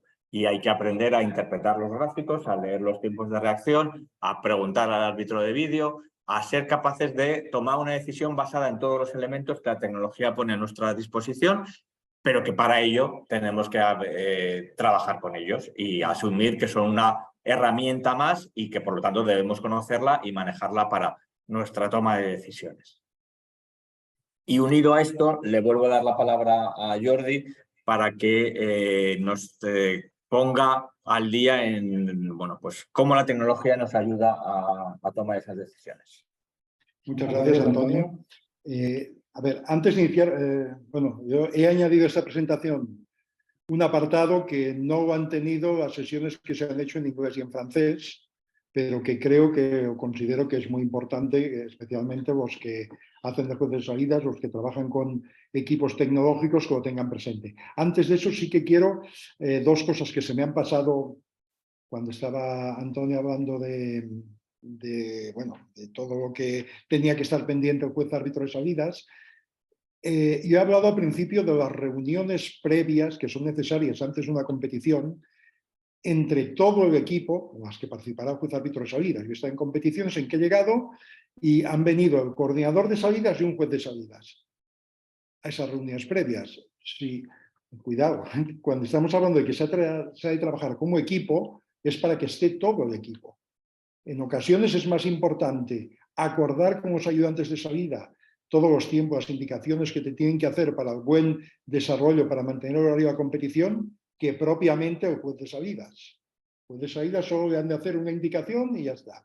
Y los ayudantes juegan un papel mucho más importante. Entonces, cuando se tienen esas reuniones previas es importante que acuda todo el equipo. Esto por un lado. Por otro, lo de adaptarse, que ha comentado Antonio también, al equipo de salidas local. Aquí en Europa, por ejemplo, hay un país, Suecia, que yo he estado en algunas competiciones allá, y que los jueces de salidas de Suecia, porque es una práctica que la llevan haciendo desde hace muchísimos años, dan la salida desde detrás. Por ejemplo, en carreras en recta, un 100, un 110, en lugar de ponerse delante de la línea de salida, se ponen detrás. Eso llegas con 2 días antes, es imposible cambiarles su mentalidad porque llevan 50 años trabajando así. Y todos los jueces de salida que se formen en Suecia van a ir con eso, por los motivos que sea, pero bueno, van a ir con esta educación. Entonces, ¿es perjudicial eso? No, no es perjudicial. Si tú de aquí vas a ver la salida igual, tú hablas con ellos, bueno, no, yo me siento perfectamente capacitado desde atrás para poder juzgar la salida. Bueno, pues lo único que tienes que hacer es reforzar y que al menos el adjunto se ponga delante, o los dos adjuntos entonces estén en la parte de adelante. Pero me refiero que hay que tener esta flexibilidad de cuando llegas a una competición saberte adaptar a esas costumbres locales que tiene allá y mientras que no veas que esto que hacen puede ser malo, puede entorpecer el juzgamiento, adelante, pon los medios que hagan falta, pero no trates de cambiarlo porque puede resultar un desastre, ¿no? Bueno, y ahora vamos a entrar en un punto en que yo creo que es importante, sobre todo para los que estáis trabajando con equipos de información de salidas. Los equipos de información de salidas hay de 2 tipos. A ver, hay unos que se basan en la aceleración que se produce sobre los tacos. La aceleración es cualquier movimiento que incide sobre los tacos. Y luego hay otros que se basan en la presión que se produce contra los tacos. Vamos a ver, no sé si lo tengo después. Pasa. Vale. Ambos sistemas están certificados por la World Athletics, pero ambos sistemas actúan en base a diferentes principios. En la práctica, aunque estemos 2 homologados y certificados, veremos que unos siempre acostumbran a dar más problemas que otros. Básicamente, lo que hacen los dos son los mismos, te informan de los tiempos de reacción de los atletas de cada calle, proporcionan los gráficos de ondas de todas las calles y además algunos equipos más avanzados proporcionan vídeos de la salida con toma frontal, posterior, lateral. Como hemos dicho antes, a ver, tenemos los equipos de información de salidas y hemos de tomar una decisión como juez de salidas. ¿Qué protocolo seguimos? ¿Qué es lo importante? Primero, el propio juicio tuyo como juez de salidas. ¿Has visto algo? Si has visto algo, ¿qué calle te ha parecido ver? Segundo, corroboración con los adjuntos. ¿Has visto la 3? Sí. Me ha parecido la 3, sí. Y tercero, para reconfirmarlo, ver la información que proporcionan estos equipos. Ya digo que no hay que tener miedo en consultar este equipo. En la mayoría de veces, el 90% de las veces, lo que te confirma el equipo es la decisión que tú has visto con tus propios ojos. Pero lo que sí que tenemos que tener claro es que las pruebas que aportan estos equipos, el equipo SIS, como dice el reglamento, serán usadas como un recurso más por el juez o el juez árbitro de salidas para tomar una decisión correcta. Ahí hubo un cambio en la reglamentación, creo que fue en el noviembre 17, creo, porque antes era lo que decía el equipo, iba a misa, vamos, y esto era que había de terminar, y a partir de ese momento se cambió el reglamento y se toma pues como un recurso más que puede utilizar el juez, que en ocasiones te ayuda, y luego veremos que en alguna ocasión hasta te produce una pequeña duda, ¿no? Vamos a hablar de los dos equipos, cómo funcionan. Los equipos que están basados en la aceleración, lo que ocurre es que el equipo detecta si se produce algún movimiento en el taco antes del disparo o antes de las 10 milésimas. Esta información la toman desde más o menos un segundo antes del disparo hasta un segundo después del disparo.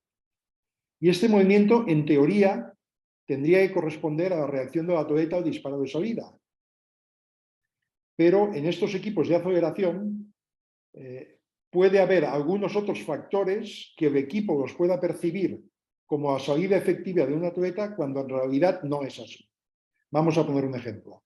Por ejemplo, no sé, imaginémonos una pista cubierta que se monta, pues, no sé, sobre una superficie que está por debajo de la pista y en ocasiones tiembla la pista.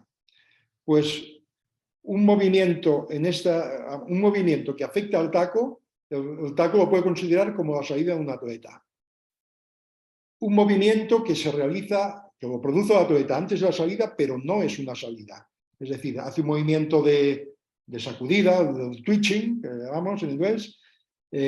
Estos movimientos, el equipo de aceleración los registra como si el atleta hubiera salido.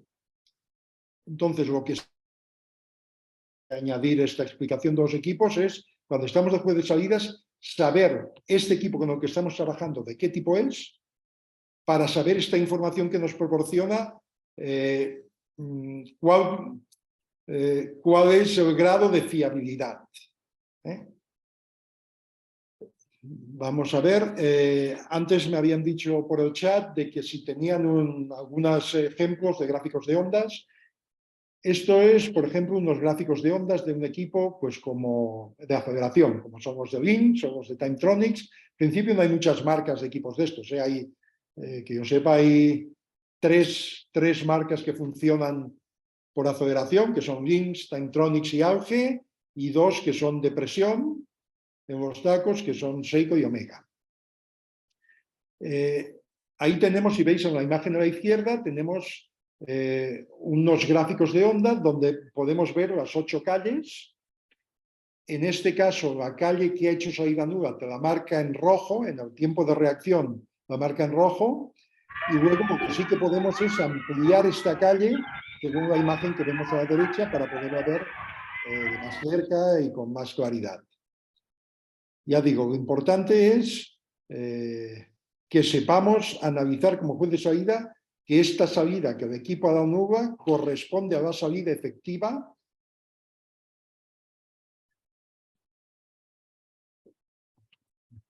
Gracias. Ahí, por ejemplo, estamos viendo que es un 2, 3, 4. La calle 8, veis que está el gráfico en rojo. El equipo ha detectado que era que salía nueva calle 8. Y a la derecha lo vemos aumentado. Ahí sí que es fácil, es seguro, vamos, que ha sido salida nueva por un movimiento del atleta que ha hecho la salida efectiva, ¿no?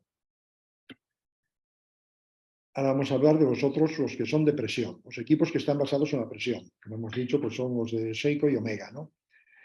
¿Qué hacen los equipos de presión? El sistema está continuamente midiendo la presión que ejerce cada atleta en cada taco. Entonces, cuando el equipo percibe que hay un cambio brusco de presión contra los bloques, es cuando determina que es la salida efectiva del atleta. Y un atleta está apoyando, por ejemplo, a, no sé, a presión, digamos, 100. Todo el rato, 100, 80, 100, 120. Cuando ve que de pronto sube a 600 o 700, el equipo, que recordemos que no tiene ojos, dice, ahora es cuando ha salido. Dispone de unos sensores también que miden el tiempo fisiológico de reacción entre el disparo y el cambio de presión de los pies del atleta contra los bloques. Es decir, estos equipos cuando determinan que el atleta ha salido es cuando se produce este aumento de presión. Lo que hacen es medir desde el disparo hasta que el atleta ha realizado este cambio de presión, pues son 120 milésimas, por ejemplo, ¿no? Analiza la información en un tiempo más corto que los demás, de medio segundo antes hasta medio segundo después del disparo, pero vamos, es suficiente para poder ver en el caso que haya un problema. Y este movimiento sí que se corresponde exclusivamente a la reacción del atleta al disparo a salida. Al igual que los anteriores, también puede haber una información errónea del equipo tecnológico, pero en mucha menor proporción que en los sistemas que están basados en la aceleración. Ahí vemos, por ejemplo, unos gráficos de ondas de equipo Seiko. El equipo Seiko, pues lo mismo más o menos que el otro. Primero te da, a la izquierda vemos, bueno, aquí vemos las 8 calles, la calle que tiene tiempo de reacción menor del reglamentario te lo marca con un recuadro rojo encima del nombre del atleta. Por ejemplo, en la de la izquierda vemos que ha sido la calle 8, creo que es el número de la calle, no lo veo bien, y en la otra que ha sido la calle 7. Vale. Estos, bueno, también te dan claramente, también tienen la posibilidad de ampliar en concreto esta calle para verlo más ampliado. Estos son cómo funciona el equipo de onda y esto, por ejemplo, cómo funciona el equipo de Omega, que es el que tenemos en la Federación Española de Atletismo. También más o menos es lo mismo, pues esto es una salida con 9 calles y te dice el tiempo de dónde el equipo considera que es la salida de cada calle, que es la línea negra esta que baja, y arriba, si os fijáis, encima de cada calle pone el tiempo de reacción, y luego también existe la posibilidad de que ves que hay un problema en la calle, aquí no sé si había alguna nueva calle, todas son, no, la calle 3, que es 0021. Entonces hay la posibilidad de ampliar la calle 3 pues para verlo en más grande, ¿no? Esos son más o menos los gráficos estos que normalmente te vas habituando y al principio te pones a ver con mucho detenimiento porque ya te vas centrando, pues son los que el equipo te indica. Cuando hablamos de los equipos que funcionan basados en la aceleración, hemos dicho que lo que es un movimiento, la salida efectiva del atleta, pero que hay otra serie de movimientos que pueden hacer engañar al equipo de aceleración, ¿no? No son muy habituales, pero hay que tenerlo en cuenta. Por ejemplo, cuando está en la posición de listo, si un atleta, hay un movimiento que llamamos de temblor, cuando no para quieto y está empujando los tacos. Eso el equipo lo puede detectar como un movimiento de salida, cuando en realidad no es así.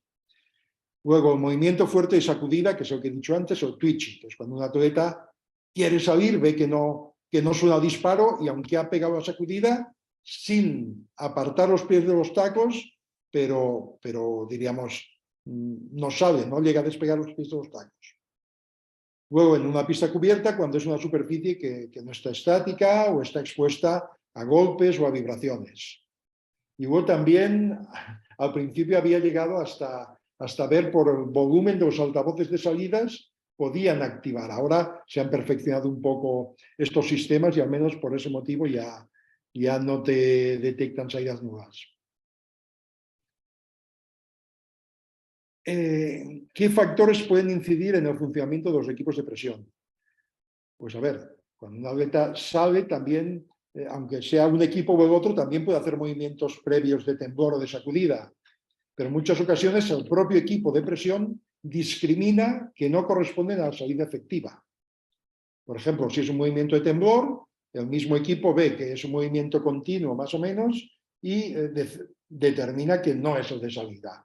Cuando hay una disminución de presión, hay atletas que cuando están en los listos hacen una presión y luego bajan la presión. Que esto no es una salida, una rolling star, ¿no? Entonces, pues el equipo también lo discrimina, no es esto.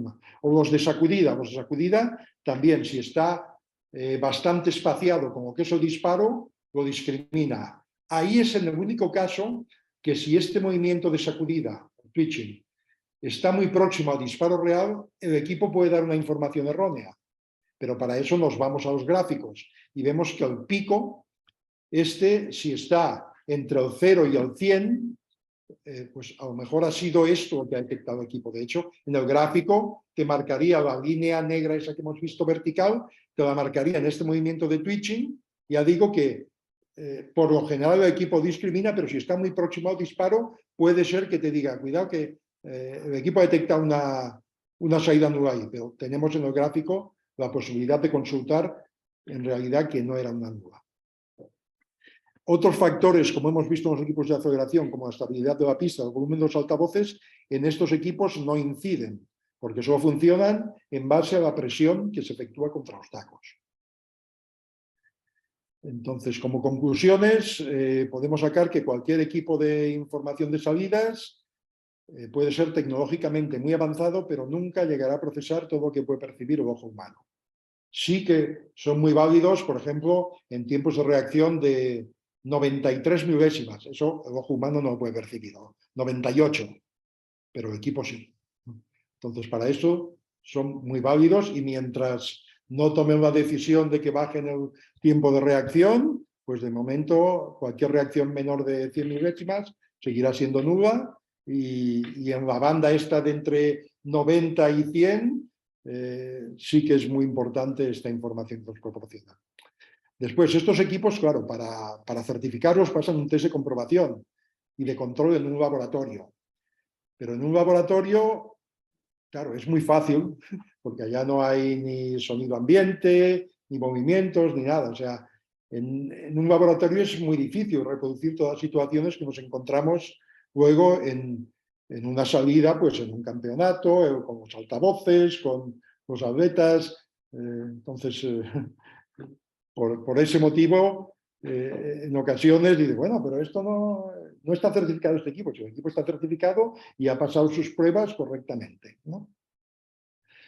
Después decimos que para interpretar esta información y tomar las decisiones es necesario, primero, tener una amplia experiencia como juez de salidas y, segundo, conocer el funcionamiento de este sistema y de cómo funciona cada sistema.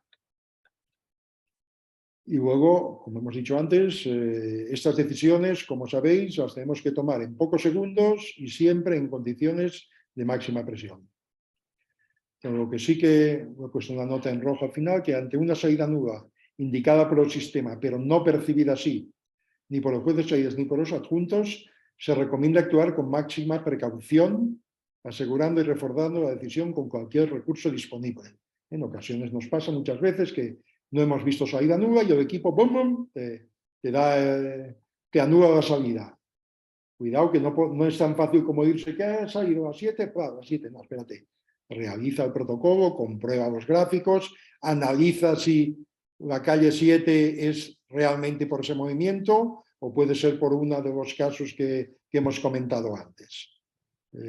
Pero aún con todo eso que hay que hacer esas comprobaciones, recordar que siempre están esperando y tendremos al director de competición, oye, rápido la decisión, ¿cuál es la decisión? O sea, una cosa es que no nos precipitemos en eso, pero que tampoco nos demoremos en la decisión. Bueno, y hasta aquí ya, si hay alguna pregunta en ese sentido, y las podemos atender.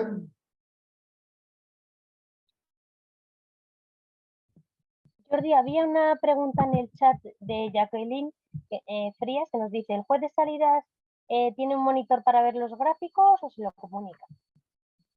Sí, a ver, depende del nivel de competición. Por ejemplo, tú vas a los Juegos Olímpicos o a un campeonato del mundo y el juez de salidas tiene, por ejemplo, pues si un campeonato del mundo que los coge Seiko siempre, pues tiene una pantalla situada, nada, a menos de 1 metro del juez de salidas que puede consultar inmediatamente. En el caso de Omega, pues tiene el equipo también para verlo, si no es 1 metro, porque el equipo de Omega es más voluminoso, pero vamos, que como mucho está 4 o 5, te bajas del escabel, caminas 3 pasos y lo consultas. O sea, por lo general sí que se tiene un equipo cerca para poder consultarlo. Ahí hay que hacer una salvedad. Cuando tengáis competiciones de pista cubierta. Las competiciones de pista cubierta, sabéis que las salidas en recta están dentro del anillo, luego hay el anillo. En ocasiones nos encontramos que esta pista cubierta se ha metido dentro de un velódromo y este equipo, por tema de conexiones, por lo general acostumbra estar fuera de la pista. Es decir, fuera de las calles en recta, fuera de las calles en curva, incluso si hay velódromo, fuera de la pista del velódromo. Entonces ahí sí que nos hemos de hacer un paseo para consultar los gráficos de ondas. Tenemos a Alejandro Ruiz con la mano adelantada. Adelante, Alejandro. Sí, gracias, Elena. ¿Sí me escuchan bien? Sí, te escuchamos bien. Bien. Mi pregunta, Jordi, es con relación a los movimientos previos en la salida. ¿Cuándo existe una rolling start? Es decir, cuando, aparte del movimiento del twitching previo muy cercano a la salida, como lo comentaste, ¿cuándo existe un efectivo rolling start? ¿Cuándo debemos interpretar una rolling start? A ver, ahí tenemos que distinguir lo que es un movimiento en la salida, que no es un rolling start, y una rolling start, que es cuando el atleta ha iniciado el movimiento antes del disparo o antes de 100 milésimas, pero no despega las manos del suelo, los pies del obstáculo hasta después. Es decir, si esa salida viene precedida de un movimiento continuo, o sea, un atleta empieza a hacer el movimiento, o empieza a hacer, por ejemplo, en la milésima 50, pero realmente cuando sale, cuando deja el pie el contacto con el taco, ya es en la milésima 120. Y ha sido una salida continua, no se ha detenido ese movimiento. Eso consideramos que es un rolling start. Un movimiento, pues un movimiento, un atleta puede estar en una salida, de hecho, la mayoría de los atletas hacen micromovimientos a la salida. Aquello de tener que esperar que una salida estén todos quietos, lo que se llama quietos, es muy difícil. Pero lo que sí que hemos de esperar es que estén todos estables. Dentro de esta estabilidad, en el listo sobre todo, pues hay atletas que realizan un movimiento, pero esto no es salida nuda.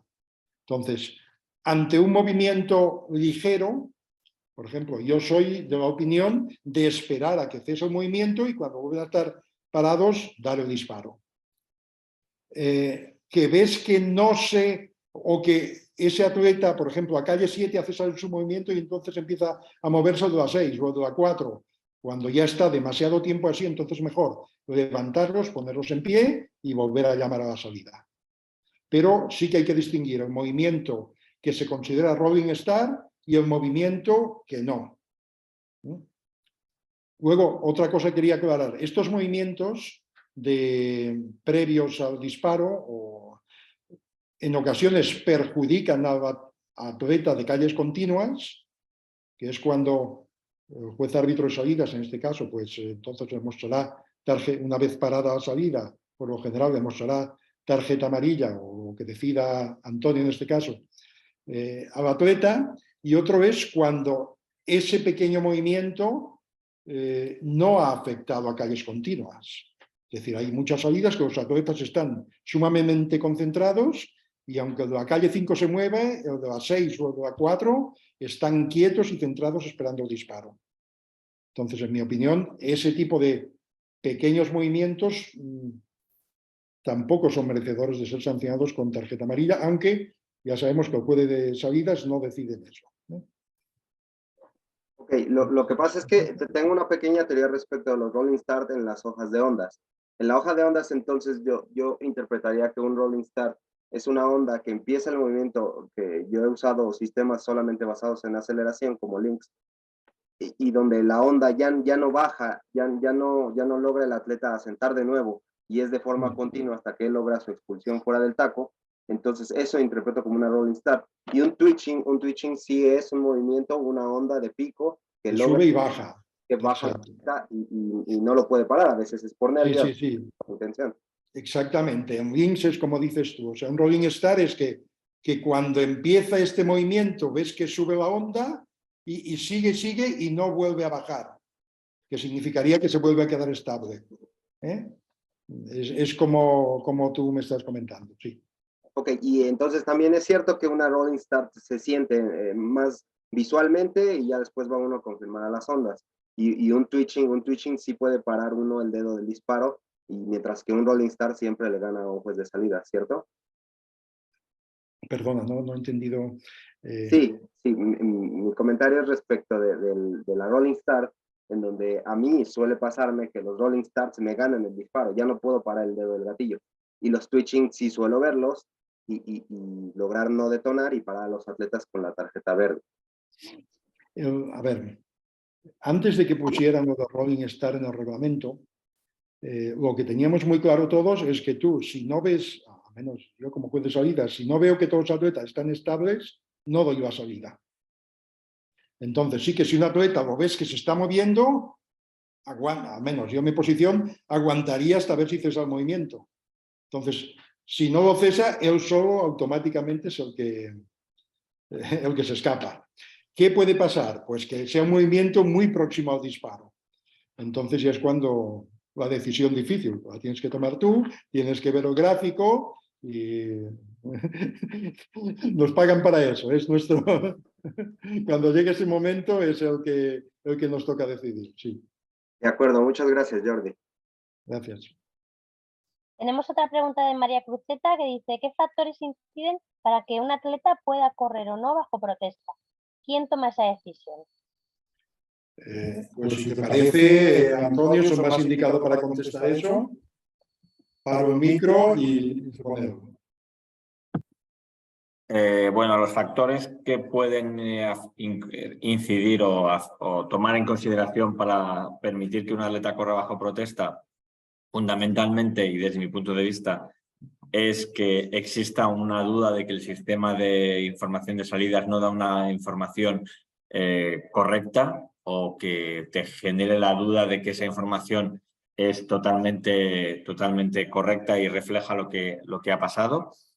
Y para mí ese es prácticamente el único motivo por el que puedas permitir hacer que un atleta corra bajo protesta. Es verdad que en la guía de jueces de salidas y en lo que afecta al árbitro de salidas, se ha introducido una nueva línea en la que recomiendan o sugieren que cuando los tiempos de reacción están muy próximos a 100, 99, 98, pueda considerarse por parte del árbitro de salidas dejar correr al atleta bajo protesta para determinar posteriormente y con un poco más de detenimiento si esa salida finalmente es considerada como nula o no, ¿vale? Y esos serían los dos únicos casos en los que desde mi punto de vista, se debe permitir correr bajo protesta, sobre todo porque si no se entra en una dinámica en la que todos los atletas van a solicitar correr bajo protesta cuando son descalificados por una salida nula. Y la decisión de si se deja correr o no bajo protesta le corresponde al árbitro de salidas. Muchas gracias, Antonio. ¿Alguna pregunta más?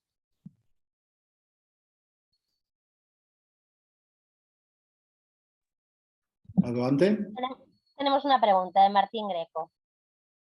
Buenas tardes, consulta. Habías comentado una decisión arbitral cuando un atleta tarda en posicionarse en los tacos de salida. ¿Cuál sería la sanción?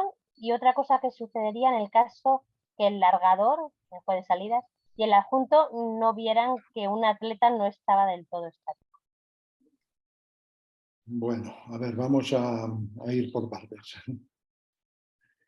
Cuando un atleta tarda en posicionarse en los tacos de salida, es el caso que es bastante habitual. Por ejemplo, hay unas pruebas que son las pruebas de vallas altas, pista cubierta de 60 vallas o en aire libre pues 100 o 110 vallas. Principalmente acostumbran a ser más los atletas que las atletas las que inciden en este problema, que es que tú das la voz a sus puestos y entonces pues un atleta se pone a dar saltos como forma de concentración. Creo yo que lo que buscan es poner nerviosos a los de las calles contiguas. Entonces recurren a 1001 artimañas para esto. A ver, eso no podemos controlar. Lo que sí que podemos controlar es que no puede ser que mientras un atleta se está ya poniendo los tacos de bien puesto, otro ni se haya agachado y aún esté o pegando botes o caminando 3 pasos para adelante y 2 para atrás.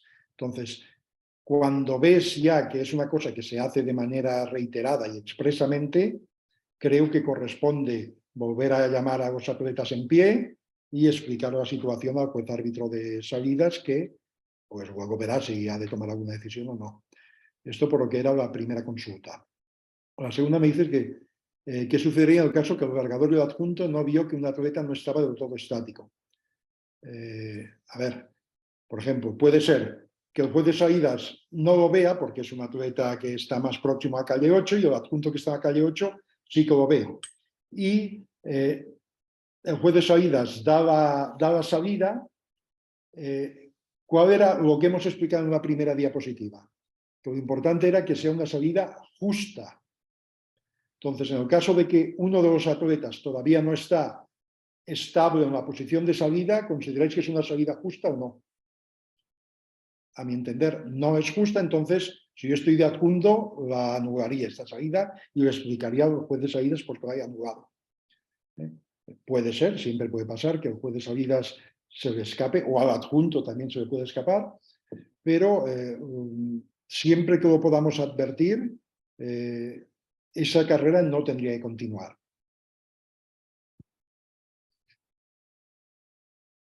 ¿Tenéis alguna Gracias, cosa Jordi. más? Tenemos una pregunta más de Berta Soria. Dice, por favor, un ejemplo más del análisis de tiempo-reacción para determinar salidas falsas. Uy. Berta, no sé si quieres un ejemplo del análisis de tiempo-reacción o de las gráficas de salidas. Si quieres Es que, activar el sonido. sí, esto, Elena, como tú sabes, hacemos en la Federación nuestra otro tipo de seminarios exclusivamente para lo que son este tipo de ejemplos. No sé, a ver, yo he traído ahí 2 otros ejemplos, pero no sé si hay alguna salida nueva ahí. Se puede pasar para atrás los que teníamos en la presentación.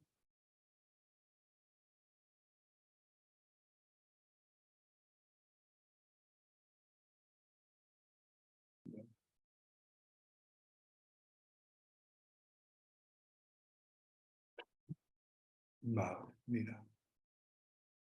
Ahí, por ejemplo, estos de Seiko.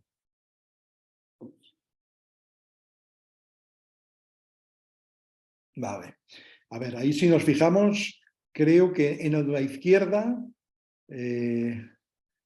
la calle 9 es... No llego a ver el tiempo de aquí. 00 58. Vale. Por ejemplo, esto es la calle 9. ¿Cómo no, por ejemplo, Seiko, cómo nos lo marca esto? Si os fijáis, hay una raya vertical que es color oscuro, no sé si es azul o negro, pero es color oscuro, que es para todas las calles igual, eso corresponde al disparo de salida. Y luego vemos que en cada calle hay una raya vertical de color rojo, parece ser, que es cuando el equipo determina que ha sido la salida efectiva de este atleta. Ahí estamos viendo que en la calle, el atleta de la calle 9 reaccionó en 0,053 milésimas, que al ser por debajo de las 100, aún siendo en positivo, pero por debajo de las 100 milésimas, pues es salida nula.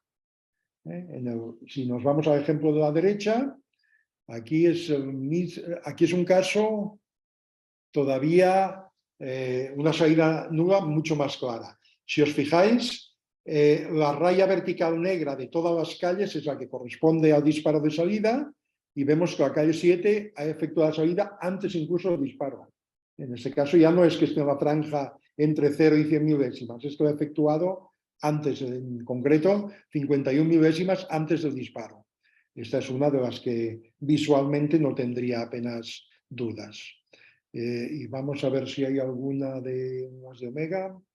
Aquí hemos visto que era la calle 3, creo que era, ¿no? No sé por qué. Vale. Vale, con los gráficos de Omega no tengo no he traído un ejemplo de esta salida nueva. Y a ver, en los de links, ahí vemos que es la calle 8, que si os fijáis está a C0041, o sea, 41 milésimas de segundo. Ahí sí que ha empezado a subir, pues, después del disparo, pero antes del 0-100, lo que nos marca, por ejemplo, los equipos Link, la misma raya vertical que corresponde al disparo y al lado otra raya vertical que corresponde a las 100 milésimas, que es el tiempo límite, el limit time en el que pueden reaccionar. Entonces, si ampliamos la calle 6, vemos que cuando ha empezado a subir para arriba, lo que es la salida efectiva, es en un espacio que está entre el 0 del disparo y el 0,1 de lo que sería el tiempo límite de reacción. Hemos visto que era el 0041. Entonces, de esta manera, si veis el equipo tiene la raya de más a la izquierda es el disparo, la raya de más a la derecha es las 100 milésimas y la raya que se ve en medio es la que el equipo ha determinado cuando ha salido la calle 8. No sé si con estos ejemplos se ha podido ver un poco o tenéis algún tipo de duda más. Muchas Gracias, profe. Tenemos otra pregunta de Esteban Mena.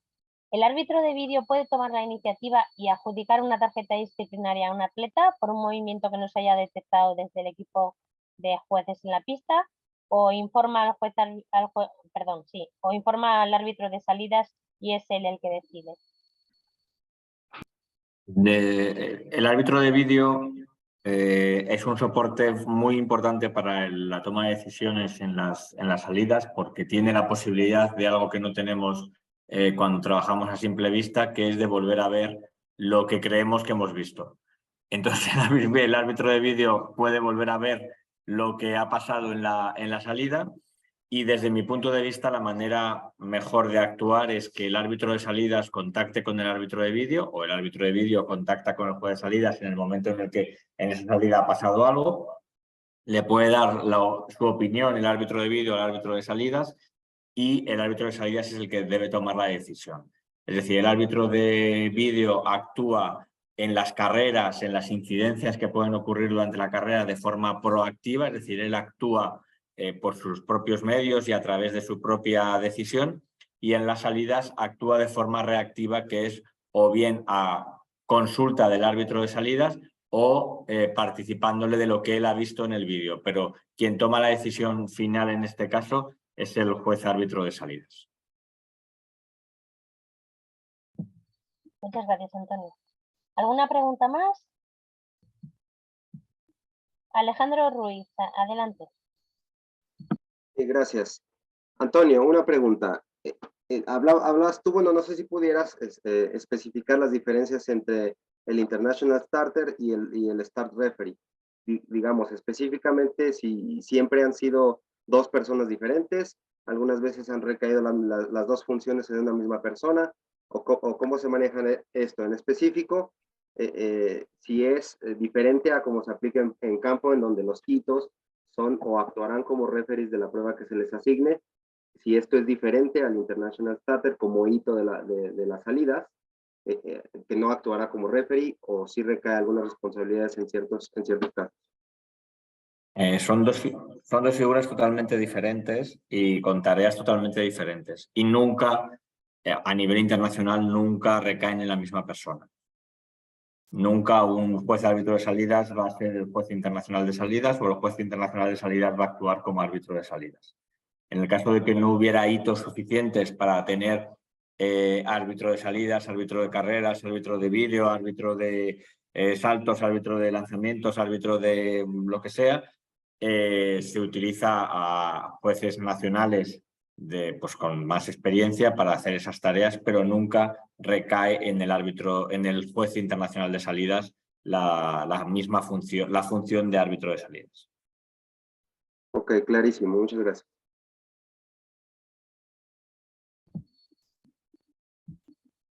No tenemos ninguna pregunta más. Pues yo creo que podemos dar por finalizado aquí la videoconferencia.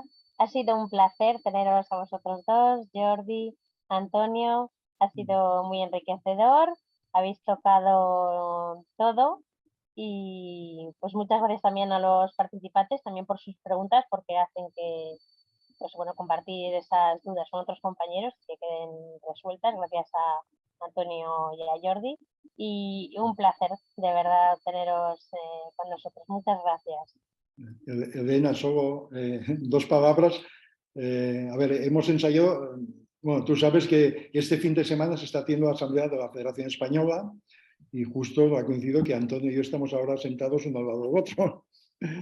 Al principio nos ha costado un poco adaptarnos a cuando uno abría el micro, otro cerraba y ha podido producir un poquito de confusión, pero bueno, ya lo hemos solucionado, se ha podido desarrollar sin incidencias, sin más incidencias y estamos pues muy agradecidos de haber podido contribuir a ampliar o a enriquecer los conocimientos que puedan haber sobre las salidas.